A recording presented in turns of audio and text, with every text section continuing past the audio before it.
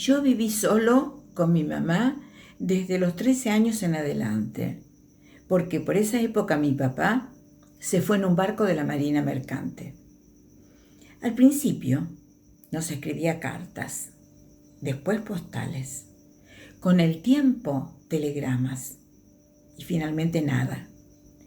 Si mi papá hubiera sido otra clase de persona, nos hubiéramos preocupado. Pero por mi papá no. Estábamos acostumbrados a sus ausencias. En diciembre del año que cumplí los 18, recibimos una carta de un tal capitán Rand, que nos decía que mi papá había muerto en un hotel del puerto de Génova. Ese mismo mes, mi mamá se fue a vivir con su hermana a Mar del Plata y yo me quedé solo en ese viejo caserón de Boedo. Durante esas vacaciones estudié muchísimo. Quería entrar en medicina. Llegué al examen agotado después de tantas noches en vela y tantas anfetaminas. Los resultados de los exámenes iban a estar para fines de marzo. En esa fecha fui a la facultad.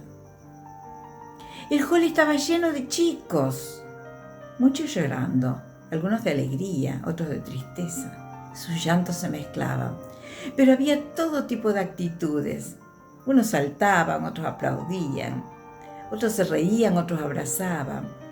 Pero también había otros hechos ovillitos en las escalinatas o caminando como sonámbulos por los pasillos.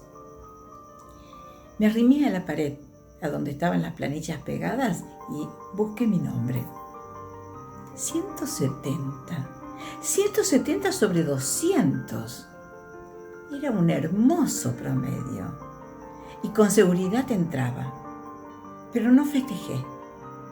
Fui a mi casa caminando lentamente, mientras iba pensando en cómo iba a ser para estudiar, trabajar y mantener ese caserón que cuando no tenía un problema de cañería lo tenía de electricidad y cuando no de goteras. Eso me torturaba. Me torturó durante muchos días y sus noches porque me costaba dormir. Un día tocaron el timbre. Era Rand, aquel que había mandado la carta. Me dijo que había sido amigo de mi padre. Cosa muy rara porque mi padre junto con amistad era difícil. También me dijo que mi padre había muerto de un ataque, pero que había tenido algún momento de lucidez y que en ese momento le había dicho que llevara la ropa a una iglesia y que esa vieja valija de cuero negra se la lleven a su hijo. Por eso me dijo, hoy estoy acá cumpliendo esa misión. Tomó media botella de whisky, me entregó la llavecita de la valija y se fue tambaleando. Y yo me quedé solo enfrente de la valija, con todo tipo de sensaciones, de sentimientos. Me costaba tomar la determinación de abrirla. Pero como la esperanza siempre se abre una brecha en el escepticismo, pensé, ¿y si adentro hay algo de valor? ¿Y si mi padre me dejó un reloj de oro para que venda? O tal vez un montoncito de billetes, quién sabe. Pero como dice mi tío, la vida siempre tiene la última palabra. Abrí, despacito, pero la abrí. Adentro había un montón de cosas raras y diferentes entre sí. Y desordenadas porque habían pasado por tantos países. Adentro había una muñeca de madera japonesa, un libro escrito en francés, varias monedas de diferentes épocas y países, un grupo de cartas escritas en alemán por una letra femenina, un frasquito de tinta china verde, una mano articulada de esas que usan los pintores para copiar, y un caballo de porcelana blanca con un ojo pintado de azul que pertenecía a un juego de ajedrez.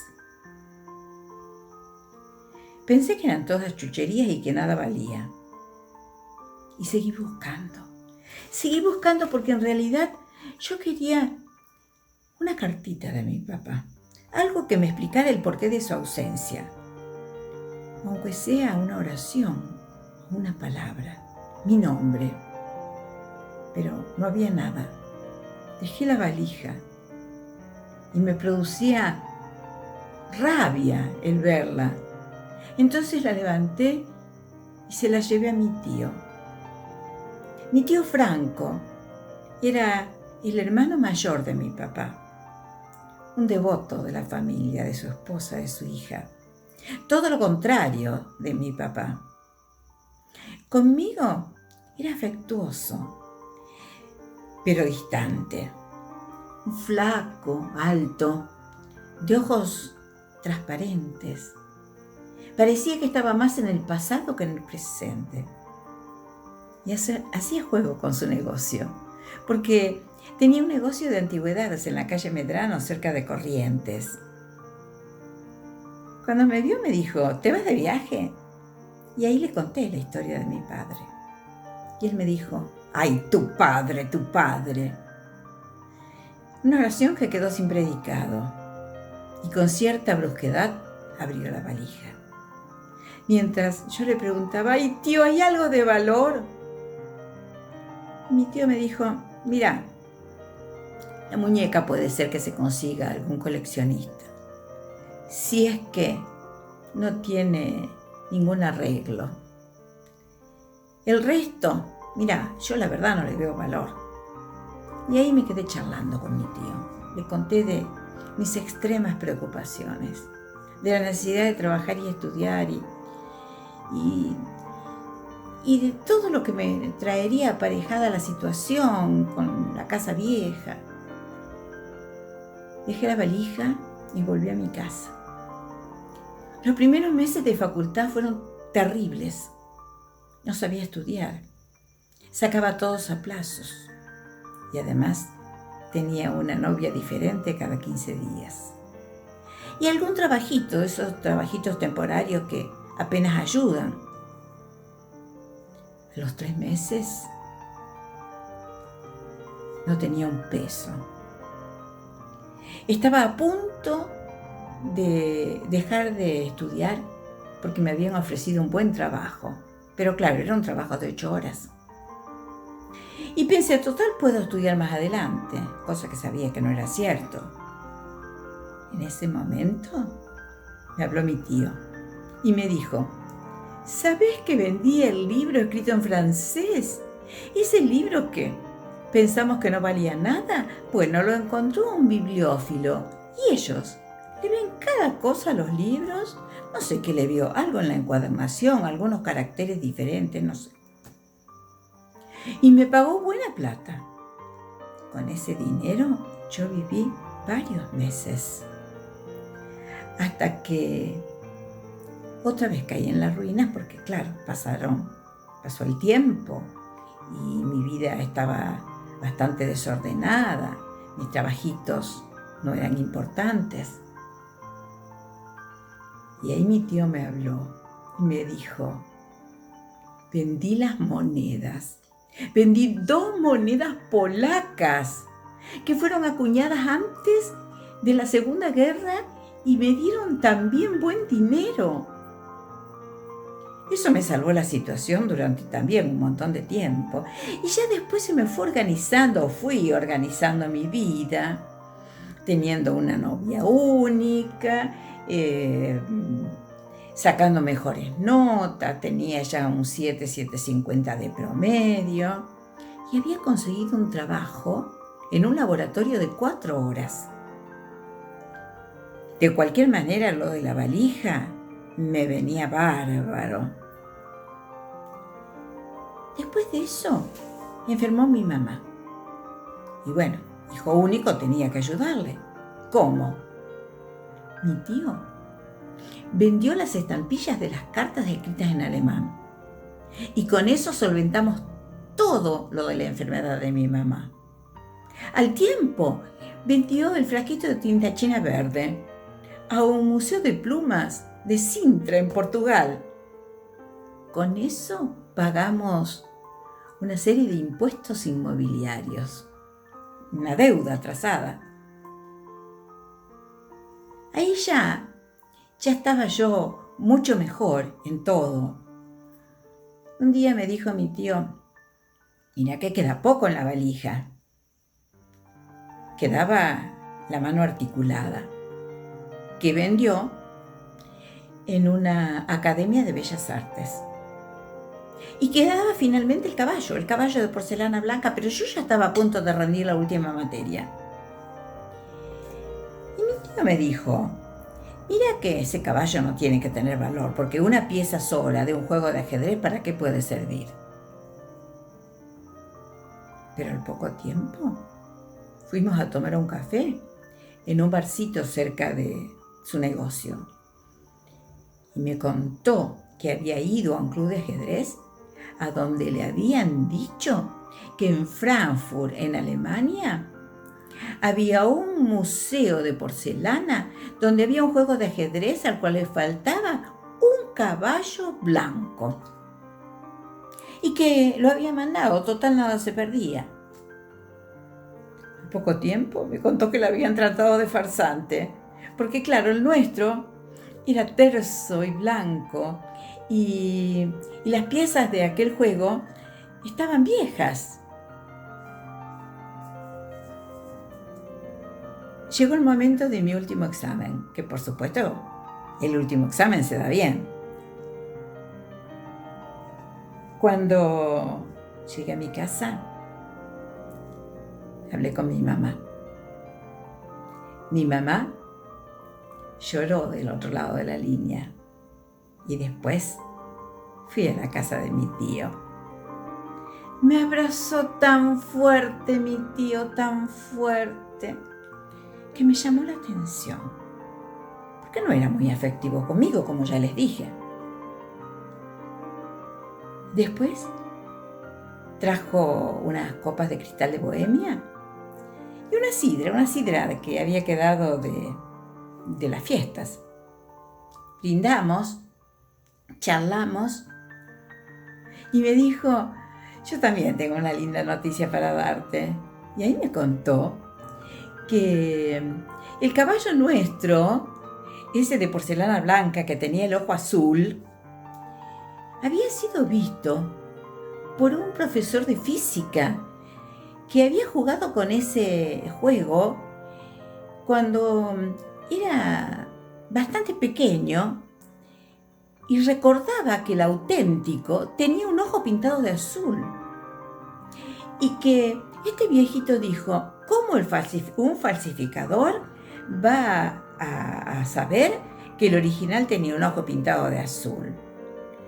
Porque, no les dije, pero el museo tenía una vitrina llena de falsificaciones. Y el profesor de física había visto todas las falsificaciones. Entonces el director del museo decidió hacer un estudio de esta pieza. Y la nuestra resultó ser la auténtica. ¿Por qué estaba blanca y linda? Porque había sido robado por los años 30 y el resto del juego había vivido los avatares de la guerra. El dinero iba a llegar en poco tiempo y era una buena cantidad porque era la recompensa del que daba el museo. A mí ya no me importaba tanto porque ya había terminado la carrera. A los pocos días de eso, tuve la necesidad de hablar otra vez con mi tío porque había logrado una beca para seguir estudios en Canadá. Y fui a este negocio. Estaba mi prima Esther, Y mi prima me dijo que el tío estaba enfermo con un problema pulmonar y que el médico le había dicho que por unos cuantos días no vaya al negocio por esto de los ácaros y de todos los microorganismos que tienen las cosas viejas. Así que me quedé charlando un rato con Esther. No le conté esto de la beca, porque pobre Esther allí metida en un negocio de cosas viejas, me dio cierto pudor. Tampoco yo tenía demasiada onda con Esther, ¿no? Y aprovechando un momento en que entró un cliente, le dije, bueno, Esther, chao, me voy. Y ella me dijo, no, vení, no te vayas. Llévate la valija. Ahí en el depósito está la valija de tu papá. Y yo le contesté, no, no tiene nada, Esther, vendela o regalala. Y ella me dijo, no, no puedo venderla, porque ahora no se usan más esas valijas, ahora se usan las valijas livianitas con rueditas, y además esa valija algo tiene adentro. Cuando Esther me dijo que había algo adentro, fui como tiro al depósito porque pensé en la cartita. Dije, seguro que mi papá tenía una valija con doble fondo, porque conociéndolo, y si ahí estaba la cartita. Fui al depósito, la llavecita estaba puesta, abrí la valija. ¿Y saben lo que había adentro? Adentro había una muñeca de madera japonesa, un libro escrito en francés, varias monedas, un grupo de cartas escritas en alemán, un frasquito de tinta china verde, una mano articulada y un caballo blanco con un ojo azul de un juego de ajedrez. Ahí comprendí ese abrazo tan fuerte que me dio mi tío. Se llama El caballo de porcelana y es de Pablo de Santis.